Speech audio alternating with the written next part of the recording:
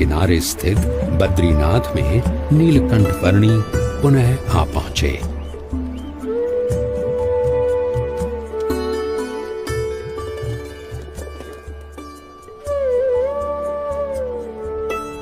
जय बद्रीनाथ जी की जय बद्री विशाल, जय बद्री। ओ पुजारी जी आ गए।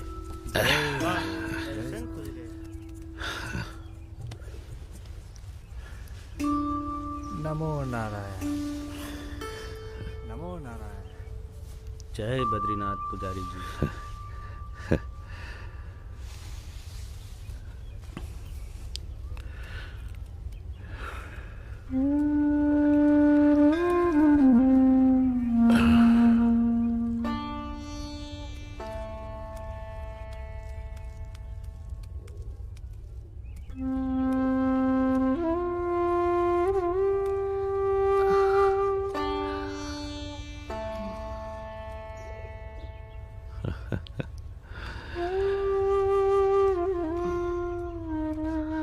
नीलकंठ वर्णी, आप नीलकंठ वर्णी हो? जी पुजारी जी। अरे प्रभु, जब भी आपको याद करता था तब चिंता होती थी कि आप किस हाल में होंगे, जीवित भी होंगे या नहीं। जाते समय मैंने आपको कहा था ना कि मैं आपसे फिर मिलूंगा, सो आ गया। परंतु आपका शरीर?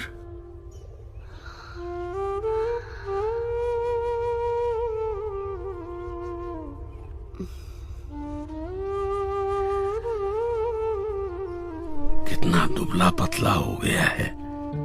चलिए, सबसे पहले कुछ अन्न ग्रहण कर लीजिए। आइए प्रभु, पधारिए। यहां से चलिए प्रभु, इस तरफ से पधारिए।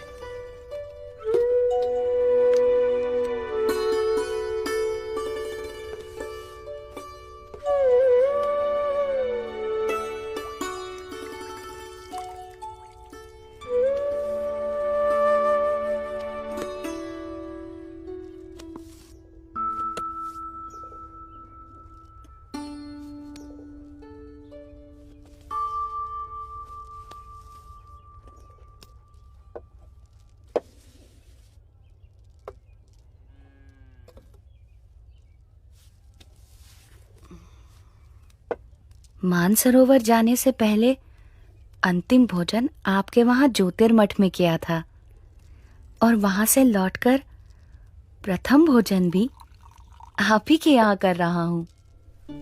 अकल्पनीय। वहां ऊपर 6 महीने तक आप क्या खाकर जीवित रहे?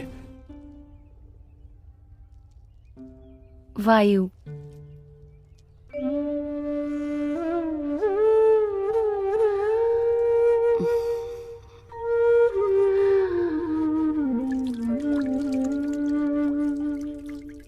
मुमुक्षुओं के भावों को परख कर उन्हें अपने संबंध से कल्याण के मार्ग पर प्रेरित करते रहने का नित्य क्रम नीलकंठ वर्णी ने अखंड रखा था। उनके साथ उनकी जगहों पर उनके ही जैसे बनकर रहते हुए इस दुर्लभ मनुष्य जीवन का उपयोग परम कल्याण के लिए होना चाहिए, नाशवंत भौतिक सुखों के लिए नहीं। और कभी प्रत्यक्ष रूप से साथ रहने का योग ना रहे तो अपनी स्मृतियों और वचनों के सहारे कल्याण के मार्ग पर चलते रहने का सुयोग करवाते हुए। प्रभु, आपने कहा था कि आपकी यात्रा कल्याण के लिए है, परंतु आपकी इतनी कष्टदायक यात्रा से किसी का कल्याण कैसे होगा? इस पृथ्वी पर जगह जगह पर अनेक मुमुक्षु हैं जो सच्चे भक्ति भाव से साधना कर रहे हैं। मुझे यात्रा करके उनसे भेंट करनी है, उन्हें कल्याण के मार्ग पर प्रेरित करना है। दूसरों के कल्याण के लिए स्वयं पर इतना कष्ट नीलकंठ, आपकी यात्रा सच में कल्याण यात्रा ही है। मेरा परम सौभाग्य कि मुझे आपकी सेवा का अवसर मिला। मेरा ध्यान रखने के लिए आपका भी धन्यवाद। आप अपना विशेष ध्यान रखिएगा नीलकंठ वर्णी। शुभम भवतु। प्रणाम।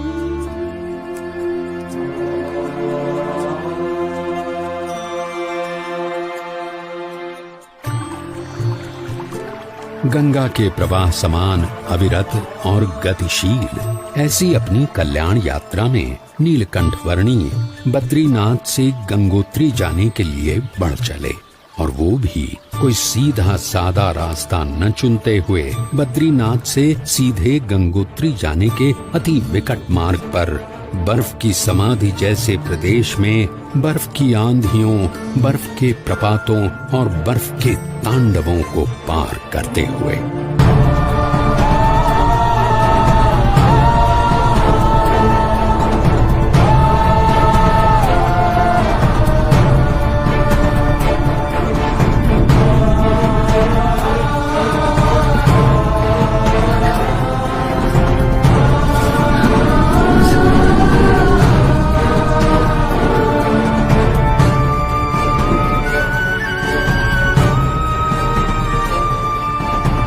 नीलकंठ वर्णी गंगा जी के उद्गम स्थान गौमुख आ पहुंचे।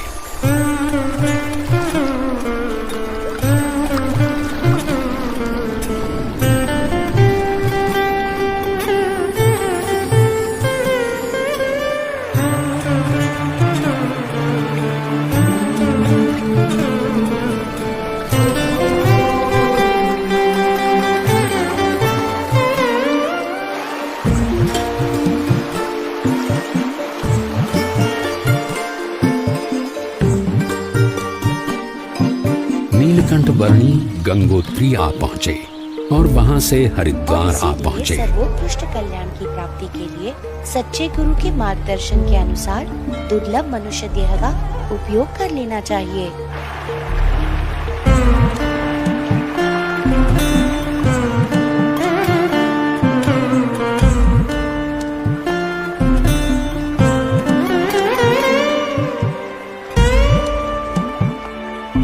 बहुत बारिश होने वाली है, जल्दी घर चलो। बाबा जल्दी घर चल भाई चल।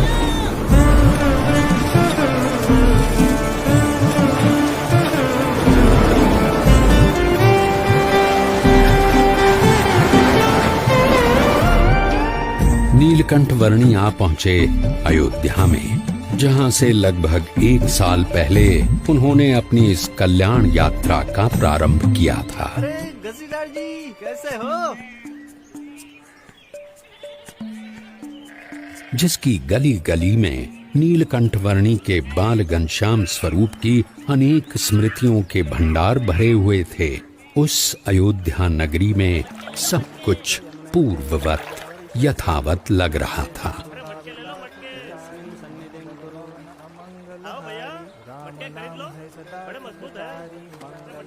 अरे भाई इधर उधर मत देखो, काम में ध्यान दो। ये मेरे सर पे रख दो। अब जाओ।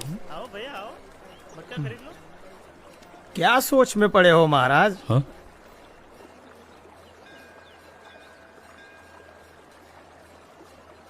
सोच रहा हूं कि ये संसार का चक्कर भी अजीब है। हर कोई अपने कारोबार में लगा पड़ा है, शायद ये सोचकर कि उनके बिना सब कुछ अटक जाएगा।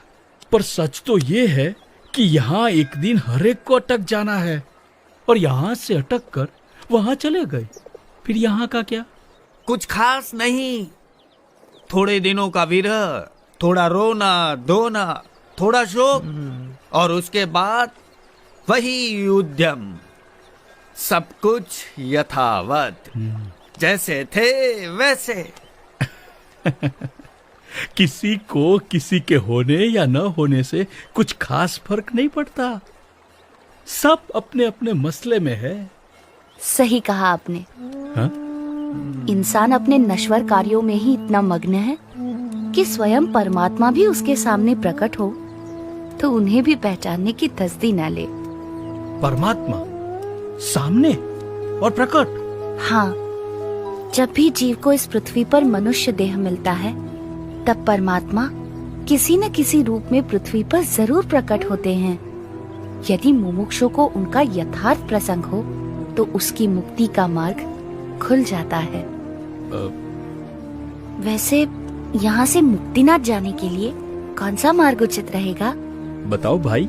यहाँ से उस तरफ वंशीपुर है और वहाँ से उत्तर पूर्व दिशा में नीलगिरी पर्वत की ओर बढ़ते चलिए। अरे सब लोग यहाँ आ जाओ, चलो चलो, भोजन तैयार है। प्रणाम।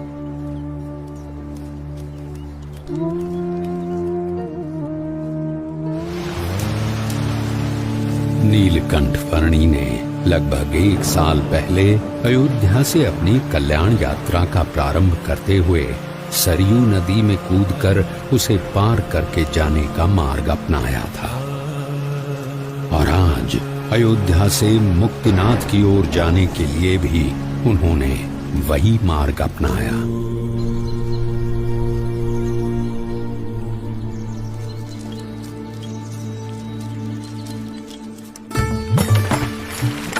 सरयू नदी को पार करके मुक्तिनाथ की ओर बढ़ चले नीलकंठ वर्णी हरैया गांव में आए। ये लीजिए, कुछ भोजन कर लीजिए वर्णी जी।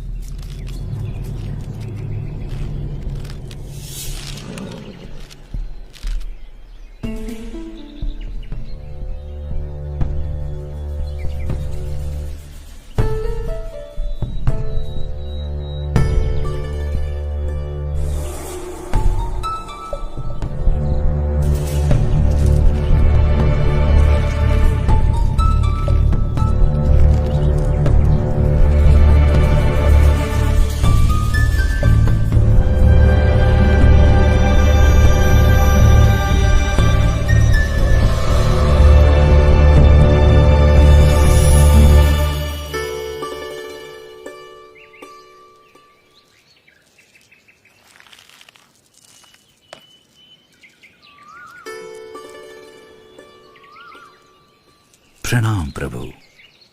बड़ी दिव्य और असाधारण प्रतिभा है आपकी। शायद आप वही है जिनकी भक्ति हम करते हैं, जिनके आशीर्वाद से हमारा राज्य, हमारा संसार चलता है। आपके आगमन से मेरे राज्य की धरती तो पावन हो ही गई है। अब कृपया मेरे राजभवन में पधारकर उसे भी धन्य कीजिए। आपके और आपके परिवार के बलिष्ठ संस्कार हैं, इसीलिए मैं आपके वहां जरूर आऊंगा।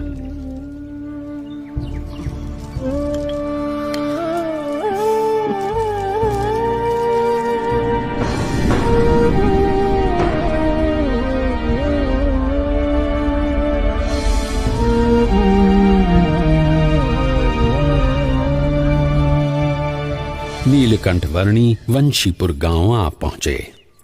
कोई कहियो रे प्रभु आवन की,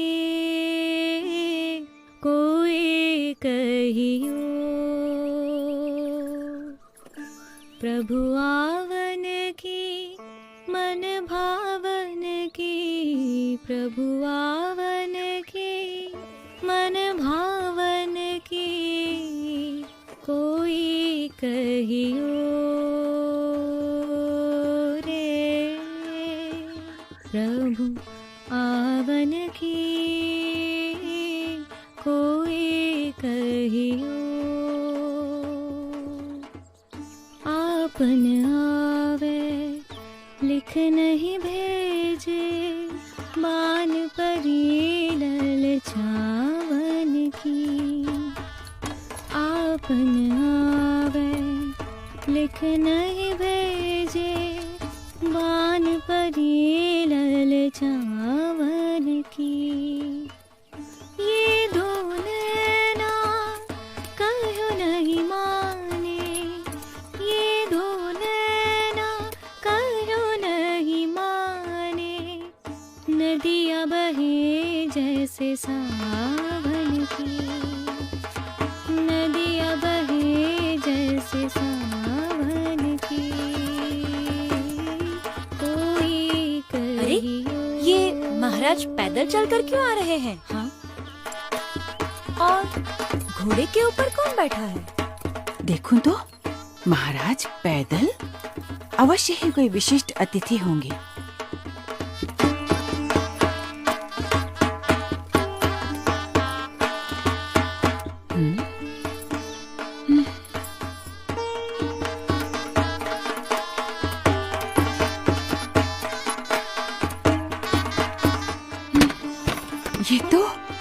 ये तो सच में कोई दिव्य व्यक्ति हैं।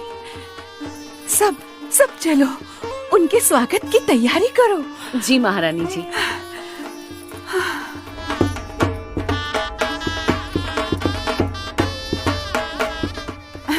और सुनो, राजकुमारी ईला और सुशीला को भी बुला लो। जरूर महारानी जी।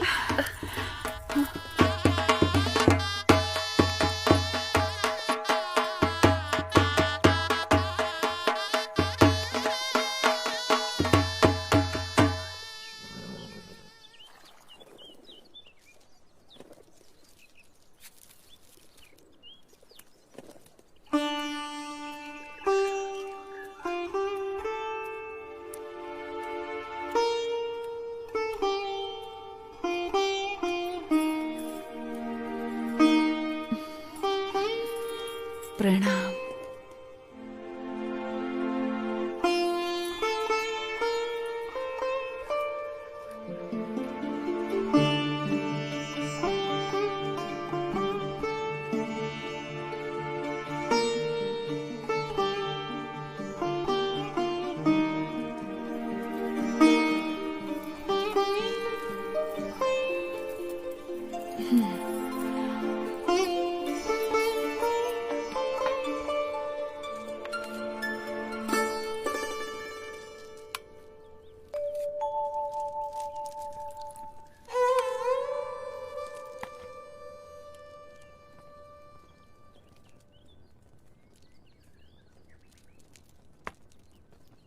वर्णी जी, हमारे राजा धर्म पालन के आग्रही है और उसके फलस्वरूप उनके ऊपर ईश्वर की इतनी कृपा है कि उन्हें इतनी प्रतिष्ठा, इतना मान सम्मान, इतनी धन दौलत, इतना वैभव, ऐसा श्रेष्ठ भोजन, सब कुछ प्राप्त है।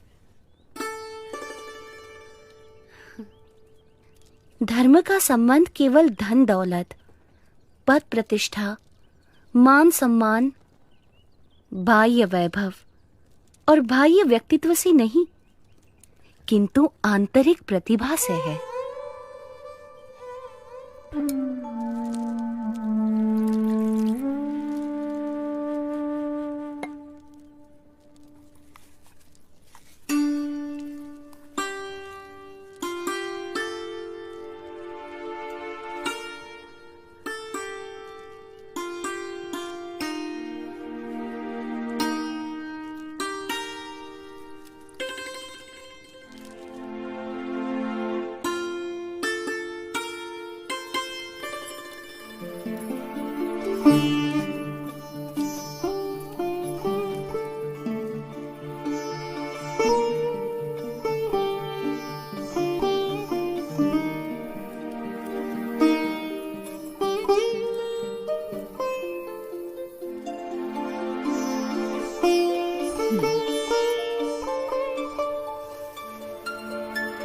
प्रभु, हमारा कोई पुत्र नहीं है।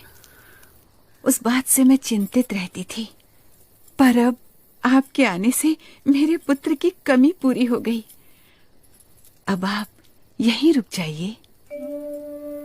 आपके पूर्व जन्मों के संस्कार हैं और आपका भक्ति भाव भी है, इसीलिए मैं यहाँ आया हूँ। और आपकी तरह और कई मुमुक्षुओं को भी मुझे मिलना है।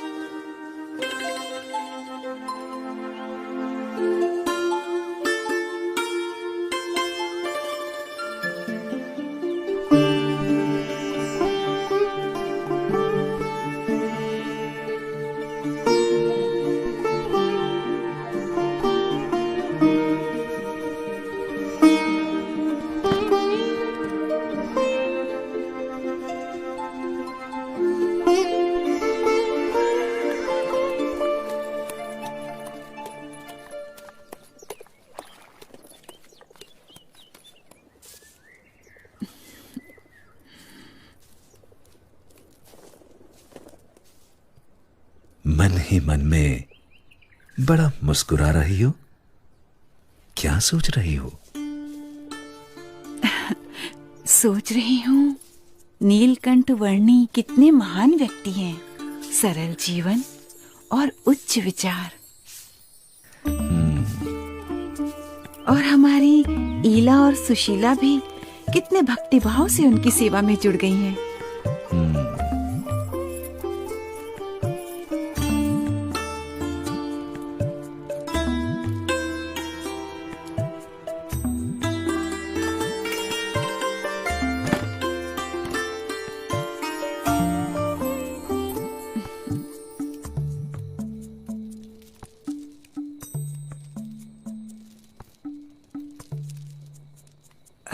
नीलकंठ वर्णी, कई दिनों से आप हमारे साथ हमारे स्वजन की तरह ही बस रहे हैं।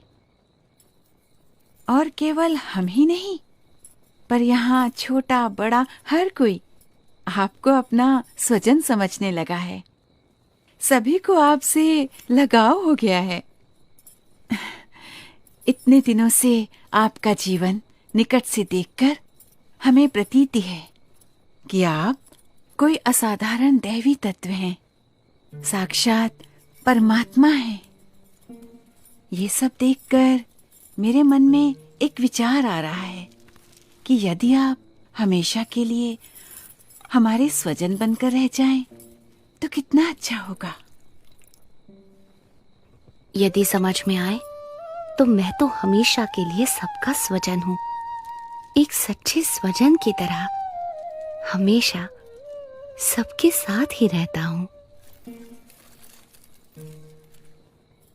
अब हमारी अपेक्षा है कि हम ये सब कुछ त्याग कर आपके चरणों में न्यौछावर करके मोक्ष के काम में ध्यान दें और हमारी सारी धन दौलत, हमारी सारी संपत्ति, हमारा राज्य और ईला और सुशीला को भी आपको सौंप दें। हमारी पुत्रियों से ब्याह करके हमारा सब कुछ स्वीकार कर लीजिए नीलकंठ।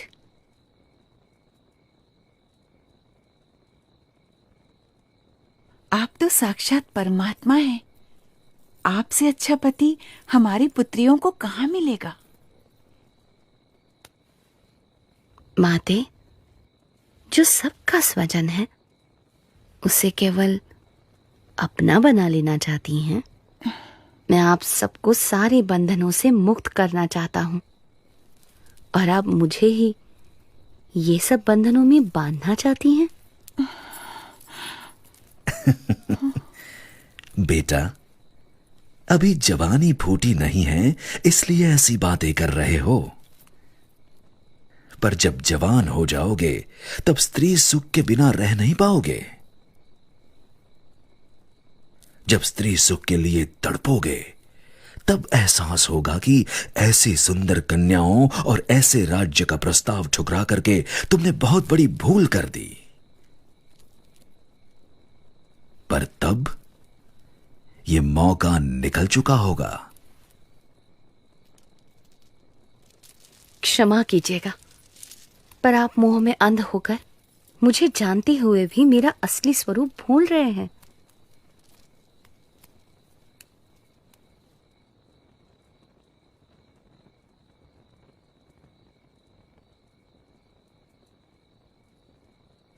यही तो माया का प्रभाव है कि जो परमात्मा की उपस्थिति में भी आपको परमात्मा का सुख लेने नहीं देता है और ऊपर से साक्षात परमात्मा में भी माया का भाव लाकर रख देता है।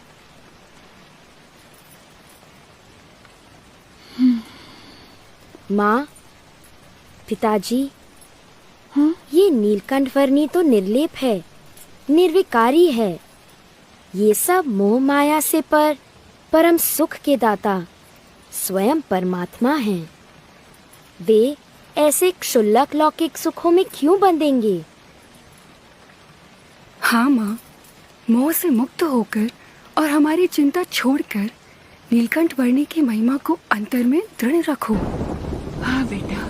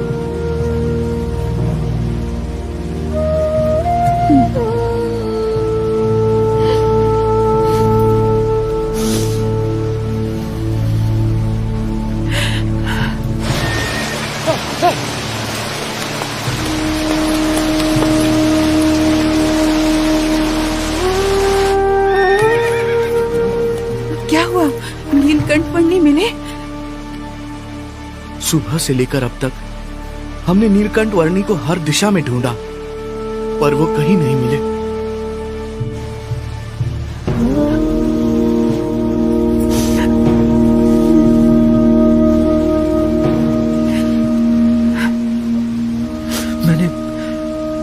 मैंने दूर दूर तक ढूंढा, पर नीलकंठ वर्णी नहीं मिले। माँ,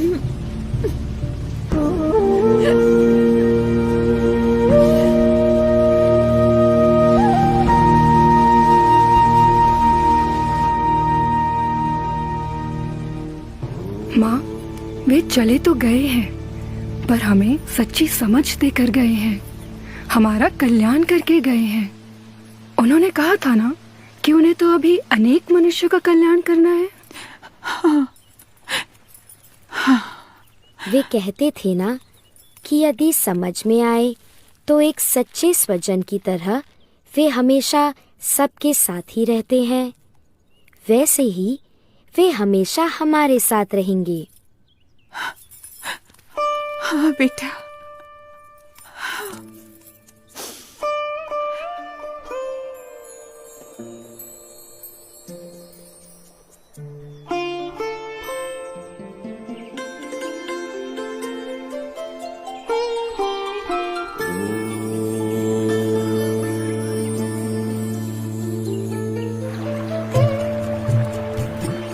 हर एक को हर बंधन से मुक्त करके परम कल्याण के मार्ग पर प्रेरित करने के लिए जिनकी ये कल्याण यात्रा थी, वो नीलकंठवर्णी किसी भी प्रकार के मायिक बंधनों में बंधकर कैसे रह सकते थे। अपनी कल्याण यात्रा को अविरत रखते हुए नीलकंठवर्णी बढ़ चले वंशीपुर से मुक्तिनाथ की ओर।